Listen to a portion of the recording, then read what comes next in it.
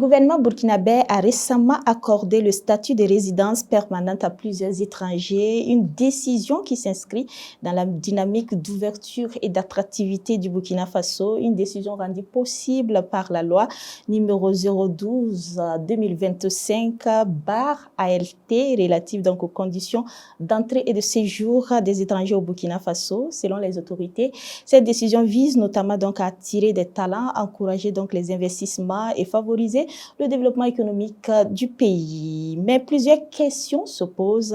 Que signifie concrètement le statut de résidence permanente au Burkina Faso? Quel droit accorde-t-il donc aux bénéficiaires? Et surtout, quel impact cette décision pourrait-elle donc avoir sur l'économie, l'emploi et la coopération internationale? Madame, Monsieur, bonsoir et bienvenue dans Débrief du Conseil, votre rendez-vous d'analyse donc de l'actualité gouvernementale au Burkina Faso. Merci de nous rejoindre pour ce nouveau numéro. Ce soir, nous décryptons donc une décision importante du gouvernement, l'octroi donc du statut de résidence permanente donc à des étrangers au Burkina Faso, une mesure qui soulève donc à la fois espoir et interrogation. Pour en parler, je reçois ce soir pour vous Monsieur Kenneth Baro, membre donc du cadre 2 heures pour Kamita. Bonsoir Monsieur Baro et bienvenue. Oui, bonsoir Madame. Merci d'avoir accepté notre invitation. Alors Monsieur Baro, que signifie concrètement le statut de résidence permanente au Burkina Faso et quels droits confère-t-il aux bénéficiaires? Ok, merci à Kaziba TV pour cette émission. C'est une idée à saluer et approfondir les différentes décisions qui sont prises lors de nos différents conseils de ministres. Il faut dire que nous avons appris, comme tout le monde, voilà, que les jours à venir, il y a 20 personnes, 20 étrangers à qui on va les accorder le statut de résidence permanente dans notre pays. Et pour ce qui concerne votre première interrogation, c'est quoi le statut de résidence permanente dans nos pays? C'est quoi concrètement? Il faut dire qu'on peut définir le statut de résidence permanente comme le simple fait de permettre à un étranger, à un non-burkinabé, d'habiter à l'intérieur de notre pays comme tous les autres burkinabés, comme un citoyen burkinabé. Mais la seule différence est que ces citoyens étrangers à l'intérieur de notre pays n'a pas la nationalité burkinabé. Il n'a pas encore pris la nationalité burkinabé. Je prends exemple sur un Camerounais qui vient régulièrement au Burkina Faso et qui veut faire des affaires au Burkina Faso. Et il demande de résider au Burkina Faso pour ses affaires. Et après les enquêtes, on voit qu'on peut lui accorder ce statut. Donc, on lui permet de venir s'installer au Burkina Faso. Il est protégé par la sécurité burkinabé. Il a droit, et ses enfants ont droit à l'éducation, il doit payer les taxes. Il devient comme un burkinabé. Mais à la seule différence qu'il n'a pas encore pris la nationalité burkinabé. Mais avec sa nationalité camerounaise, il peut vivre au Burkina Faso sans problème. Alors, quels sont les critères et les conditions qui permettent d'avoir ce statut-là? Selon la loi en vigueur. Oui, la loi en vigueur que nous avons, qui a été adoptée en 2025, cette loi stipule que pour que quelqu'un puisse bénéficier de cette loi, il faut que la personne vit au Burkina Faso régulièrement durant 5 ans. C'est-à-dire la personne, même s'il n'est pas encore installé permanemment, mais la personne vient régulièrement au Burkina Faso. Elle peut venir faire 3 mois, elle peut venir faire 4 mois, ainsi de suite, durant 5 années. Ça, c'est la première condition. Et la deuxième condition, il faut que la personne soit de très bonne moralité. Surtout la moralité. Voilà. Pourquoi la moralité? Parce qu'il ne faut pas héberger comment on appelle, des brigands ou bien des gens de moralité douteuse qui peuvent venir, comment on appelle, influencer la société burkinabé dans le mauvais sens. parce que c'est important. Si la personne veut résider au Burkina Faso, il vient avec quel esprit, avec quelle moralité? Est-ce que les valeurs et la moralité qu'il défend, est-ce que ça respecte la culture burkinabé? Est-ce que ça respecte ce que notre société, les valeurs que notre société défend? Je pense que c'est important. C'est l'élément le plus capital même selon moi. Voilà. Mais alors, pourquoi aujourd'hui le gouvernement décide de faciliter l'installation durable des étrangers au Burkina Faso pour vous? Vous n'êtes pas sans ignorer que le Burkina Faso aujourd'hui traverse des moments un peu compliqués. Tout à fait. Et ça fait que le pays a une mauvaise image hors du pays. Parce que, mais ça, il faut savoir que c'est une construction. Ça a été travaillé par des pays qui ne sont pas dans la même dynamique que notre dynamique actuelle. Ces pays qui voulaient nous voir toujours sur leur domination. Et certains pays africains, ce qui est triste, certains pays africains, certains pays voisins et qui ne sont pas dans cette même dynamique et vendent la mauvaise image de notre pays à l'extérieur. Et donc, ça fait que cela souvent empêche comme on peut dire, les hommes d'affaires de venir au Burkina Faso, de s'installer et de faire prospérer leurs, comme on appelle, leurs affaires. Parce que la prospérité de leurs affaires, ça permet aux Burkinabés aussi d'avoir de l'emploi eux aussi, à se faire de l'argent. Donc, c'est important. Il fallait que le Burkina Faso et les autorités montrent un nouveau visage du pays. Et pour ça, il faut faciliter l'accès du pays aux étrangers. Déjà, il y a beaucoup d'étrangers qui sont au Burkina Faso, ceux même qui disent souvent que le pays n'a pas une bonne image, ils ont toujours des entreprises ici. Tout à fait. Voilà, ils n'ont pas encore fermé ces entreprises, mais ils savent pour qu'ils le font. Maintenant, je pense que ce que le gouvernement est en train de faire avec cette loi, c'est contre-attaquer. Et chacun a le droit de se battre pour vendre une bonne image de son pays à l'extérieur. Surtout que nous, on nous fait la force. Il y a une construction qui a été faite. Et à partir de cette construction, on nous empêche de nous exprimer hors du pays, d'avoir une bonne audience à l'extérieur. Et ils travaillent aussi de telle sorte que l'extérieur nous fuit. C'est vraiment dommage. Alors, le gouvernement a choisi d'accorder ce statut à 20 personnes précisément. Alors, pourquoi ce nombre? Quelle peut être la logique de ce choix-là? Oui, bon, 20 personnes, on peut voir comme si c'est beaucoup, mais en réalité, 20 personnes, ce n'est vraiment pas grand-chose. Mais c'est un début.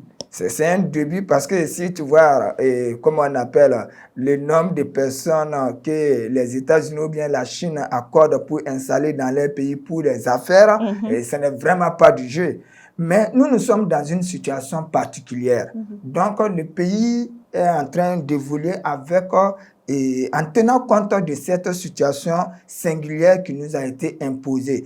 Donc, 20 personnes, bon, on peut dire que c'est 20 personnes suite à une étude approfondie et des autorités.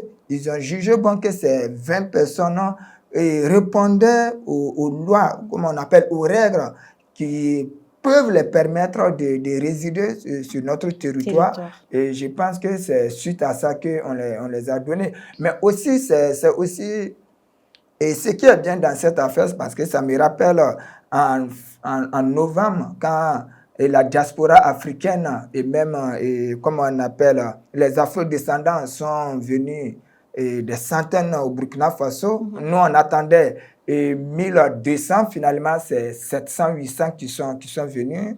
Et quand ils sont venus, il y en a jusqu'à aujourd'hui avec qui je continue d'échanger, qui sont toujours au Burkina Faso, qui ne veulent plus partir. C'est ça. Voilà. Alors, le gouvernement évoque une ouverture aux talents et aux investissements étrangers. Existe-t-il des garanties que ces bénéficiaires vont réellement investir, créer des entreprises et générer de l'emploi pour les Burkinabés? Quand on parle de garantie, c'est un peu comme si on est un peu total. C'est un peu comme si on est un peu total, il n'y a pas de doute, on est sûr à 100%. Et on ne peut pas dire qu'on n'est jamais sûr à 100%. Mais on prend des risques. Et comme il y a un canevas, il y a une étude qu'on fait. Et quelqu'un qui veut résider au Burkina Faso pour jouir des avantages de l'économie burkinabé, sûrement, il va dire pourquoi il veut rester au Burkina Faso. Et je pense que c'est en fonction de son pourquoi que les autorités, à la suite de l'étude de son dossier, on peut lui permettre de rester au Burkina Faso. Mais, par exemple, dans d'autres pays, ceux qui veulent investir au Burkina, dans les pays, facilement, on les accorde souvent le statut de résidence permanente. Parce qu'on on sait qu'ils veulent investir dans le pays. Ils veulent aussi, ils gagnent beaucoup d'argent parce que quand vous voyez un investisseur qui veut venir dans votre pays, son premier objectif, ce n'est même pas de créer de l'emploi pour vous. C'est les bénéfices qu'il veut se faire. Maintenant, pour faire ces bénéfices, il est obligé de le faire avec, comment on appelle, les citoyens burkinabés qui vont travailler à gauche, à droite dans son entreprise. Ça permet de combattre en même temps le chômage, de donner du travail aux jeunes et aussi de permettre aux uns aux autres de faire, comment on appelle, vouloir leurs compétences. Voilà un peu l'importance. Mais dire qu'à 100%, c'est pas trop sûr. Oui. Tu peux même venir commencer et l'entreprise ne prend pas, tu peux prendre faillite. Il y a beaucoup de paramètres en jeu. Vous parlez de transfert de compétences. On peut parler de transfert de compétences ici? Oui, transfert de compétences, moi je suis catégorique.